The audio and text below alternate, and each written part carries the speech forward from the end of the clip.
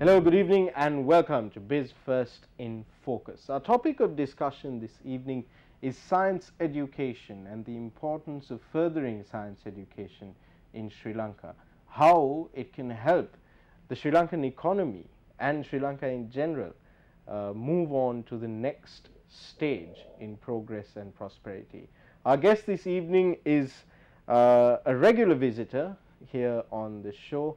We've had him on many times before. He's one of the most recognizable faces globally when you talk about Sri Lankan scientists, Professor Chandra Wickramasinghe. Professor, thank you very much again for taking time off from your schedule to come to our studio and have a chat with us. Professor Chandra Wickramasinghe is director at the Buckingham Center for Astrobiology. He's worked in numerous fields, including the origins of the solar system, the origins of life. He's a noted mathematician as well, and I could probably take up the entire show going through your credentials. So, Professor Wickramasinghe, one of your key reasons for your visit to Sri Lanka this time around was to review progress on the implementation of the Astrobiology Center at the Ruhuna University. How are things coming along? Well, slowly but surely. I think the beginnings of this venture, as far as I am concerned, goes back to the early 1980s when I was advising the then President of Sri Lanka, President Jayawardena, and universities in Peradeniya and now in Ruhuna, trying to inspire them to set up some activity relating to the origins of life, to our place in the universe and so on. I felt it very important for me to do this because the entire subject of astrobiology began to take shape sort of in the 1980s with my individual efforts, and it didn't exist before that. Astrobiology was not a subject that people even talked about, but it was my research into the material between stars and the organic material between stars and so on that led to this sort of marriage between biology and astronomy. Astrobiology is a what you call a advanced sort of science. When it comes to science education in Sri Lanka, we see students, we see a great deal of interest from students in taking on subjects like biomedical science, sort of fields of study that are seen to have practical career applications. How important is it to have this sort of advanced science teaching? Yeah, the subject areas that appear to be safe science and simple science produce very little in the way of startling new innovations. It's always the new sciences, the sort of breakthrough sciences that lead to great innovations. And so I think it's very important even for a developing country to maintain some connection with the sort of frontier areas of science, which are not, as you said, not the safe areas, not the sort of tiny extensions of existing knowledge, but brand new frontiers that could lead to really big things.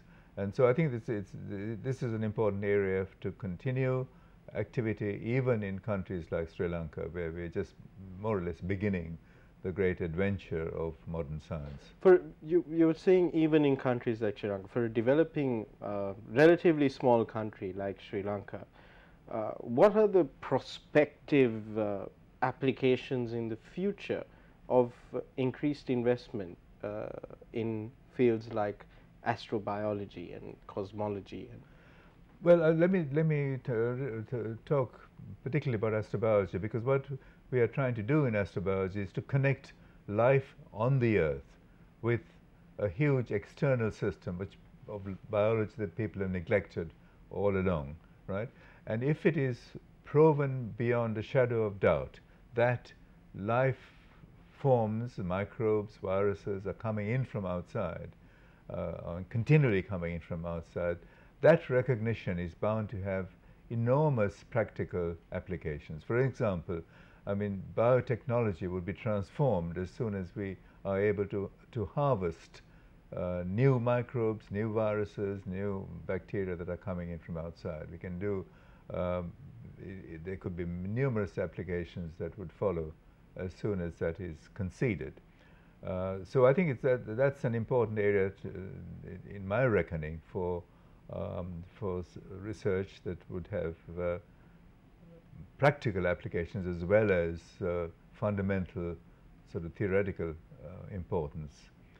For example, let me tell you, in the last 2 weeks there's been a paper that has been published by sort of maybe half a dozen authors, Canadian, American, US author and a Spanish author, confirming that every single day there is something like 1 billion individual virus particles that are falling through the Earth's atmosphere. That's a huge amount of life, maybe new life. I think it's new life that is coming from outside, arriving at the surface of the Earth. Now, isn't that going to be an important discovery to recognize and to do something about it? It's at the moment it's sort of generally by these, certainly by the team that I told you about, it's been regarded as being something possibly lifted up from the Earth and then dumped back, falling through the skies. I think that is that's far from being the case, in my view. These things are clear evidence of life forms, of genes, of genetic material coming from outside. And so the recognition, the monitoring of this material is important. It could lead to prevention of pandemics, epidemics. I think that most of it's at first sight, but they would unfold. On that note, we're going for a short commercial break. When we come back, we'll be talking about the rise of artificial intelligence and automation and how that impacts science education.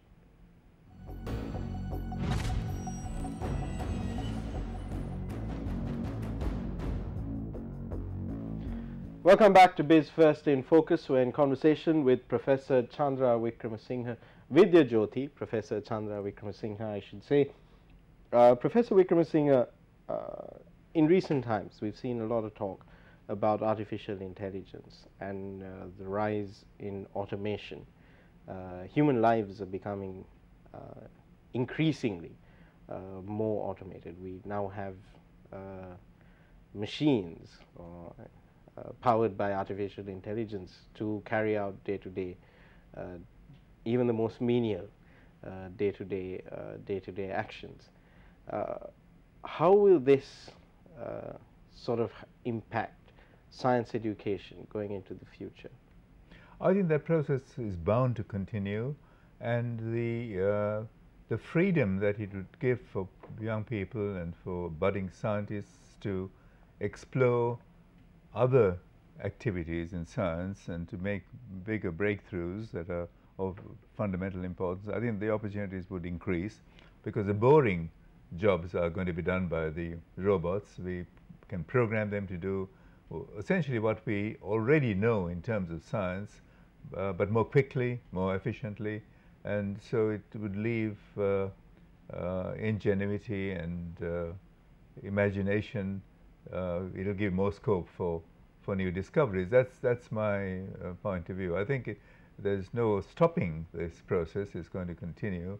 It's going to serve us well because, for example, take the human quest now for exploring planets. To send humans and colonies of humans, living humans, to other planets is not only costly, but involves a lot of planning and a lot of sociology needs to be taken care of. Whereas if you send robots, we could program these robots to do exactly what the humans would do when they reach their target planets, send back information, and so we get become wiser about the nature of our cosmic environment. The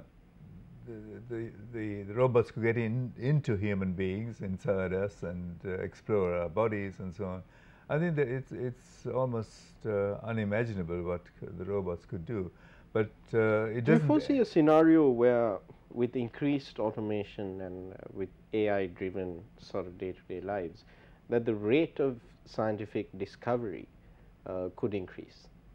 I think it could certainly increase because uh, the boring, the routine activities are taken care of by the machines. The machines have already been programmed with the intelligence that humans have acquired over centuries, and so they are doing their jobs, the human jobs, much more efficiently.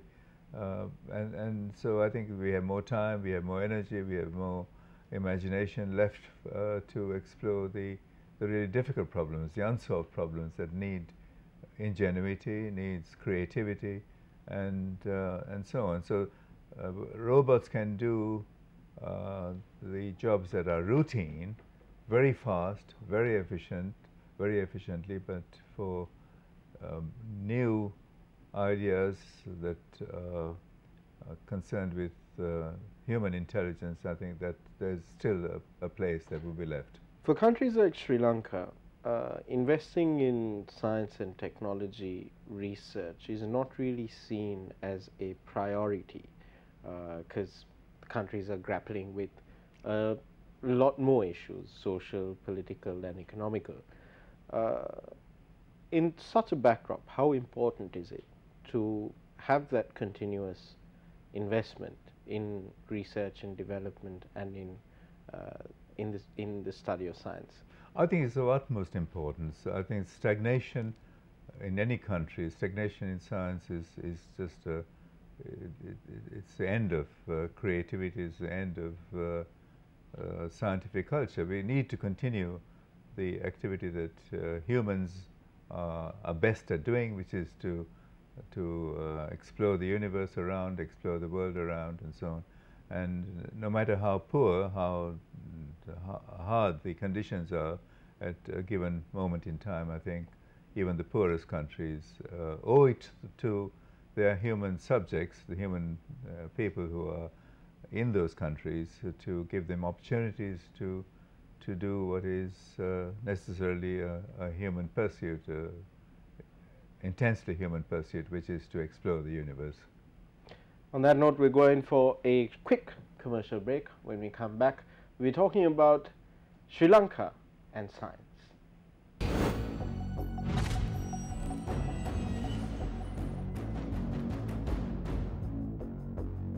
Welcome back to the program. We're in conversation with Professor Chandra Wickramasinghe, Director of the Buckingham Center for Astrobiology. Professor, when we left off, we were talking about the importance of countries like Sri Lanka investing resources and funding in science and technology education and research, specifically in advanced sciences. You've been involved for some time, particularly during the tenure of President J.R. Jayawardena in formulating science policy. You've back to the country now. Periodically, you've been trying to established rather, the Astrobiology Center at the Ruhuna University, and there's work proceeding on getting that project off the ground. If you had to do an honest assessment or appraisal of the state of science education in Sri Lanka right now, what would you say? I think progress is slow, has been slow, but there are major efforts that I see starting up new ventures, new projects, and so on. And I'm hopeful that on a very short time scale, there would be developments of which we can be really proud. In the particular area that I'm really concerned about, which is space science and astrobiology, the efforts that I began with the setting up of the Institute of Fundamental Studies and my advice to J.R. Jayawardena led even in the early 1980s to what I think is the beginning of astrobiology. The first major conference that discussed the connection between the Earth and space and life outside the Earth was in fact held in Colombo at the under the auspices of the IFS. And what I picked up now, sort of 20, 30 years on, is essentially a continuation of that early efforts that I had spent here in the 1980s. So we are starting up this Center for Astrobiology. We've got a project now linking up the new National Institute of Fundamental Studies and Ruhuna University and the Ruhuna Center for Astrobiology to explore the stratosphere using balloons and using really high-tech molecular biology, which is thriving in Sri Lanka. And where do you secure the funding from to keep these projects going on? Some of the funding for that particular project, which is the exploration of the stratosphere using balloons and involving scientists at the National Institute of Fundamental Studies, comes from outside. I've got benefactors from the UK and from Japan who have offered substantial sums of money to fund this particular program. So I'm optimistic that the funding is in place, funding from outside is in place, and there's also a lot of support from the local sources of funding that the employees and the research fellows and research students at the National Institute of Fundamental Studies are able to secure from local sources, from Sri Lankan sources. So I think there is a vision that is sort of essentially beginning to materialize, that science, even pure science, is important, and so as I said, I'm optimistic that this would lead to something.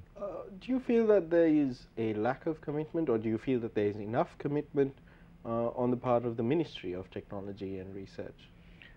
I think there is, there could be more commitment, there could be a stronger commitment, but with the available resources and the existing commitment that does exist, the scientists that I've been dealing with have really found it relatively easy to continue this kind of blue sky research, as it's called, research that doesn't immediately lead to technological or practical applications and benefits. So that's the criterion that I think we should use. Any research that has immediate application, I think people understand the importance of it for development, and they don't hesitate to fund it. But when it comes to something slightly more distant in terms of utility, then there's a general sort of resistance. People tend to back off. But the experience that I've had from my contacts in these last few weeks is hopeful. It seems to be that there are signs of hope. And the response from the student population, how challenging has it been to get students interested in studying pure science, advanced science? Has there been much traction? What more would you like to see happen in Sri Lanka to get students more interested in these fields? On the occasions that I have given lectures and seminars and so on, the students have been really quite enthusiastic. There have been many students who came to me and asked profoundly important questions and exhibited deep interest, deep and genuine interest in pursuing areas of pure science. For them, however, at the research student, at this undergraduate student level, support, state support and university support is somewhat thin on the ground. I think when it comes to research, when it comes to research funding, there are organizations and mechanisms in place that could help and do help to fund programs like the one that I described to you. But for students, it's not so easy, and students, if they have to pay their own way, they've got to worry whether this kind of research is going to give them employment and give them subsistence and so on. So there is a problem there. There's a I think it's a short-term problem that students face, no matter how interested and excited they are about these areas of research that are sort of esoteric, they feel that there's some kind of problem in terms of their commitment, their sort of wholehearted commitment. Professor, before I let you go, I have just one more question. In establishing the Astrobiology Center at the Rohn University, and with the sort of the high-tech scientific research that you're speaking of, exploring the stratosphere with through balloons, etc., where, in your mind, where does this vision lead? What is your vision for the impact that these projects will have? I think my hope is that Sri Lanka will be a key player in the exploration of the universe and understanding our place in the cosmos. And so I'm really very keen on getting students, young students, excited about astronomy and getting them into programs that are connected with space. And already there are few students, as for example, there's one particular student who I didn't directly inspire, who's already done some really groundbreaking work in setting up cameras to monitor the sky for meteors. And my colleagues in the United States and Canada are quite envious of what he's done. He's very, very low-tech in some ways, but he's used his imagination and ingenuity to construct these bits of equipment, which is sort of cameras and little computers and so on, to keep continuously monitoring the sky for incoming meteors. Well, I suppose as long as the natural curiosity exists, we'll never run short of interest in science. Thank you, Professor Chandra Wickramasinghe, once again. As always, it's been a most insightful and enlightening conversation. And that's a wrap of our program this week. I'll see you again, same time, same place next week. Until then, good night and good luck.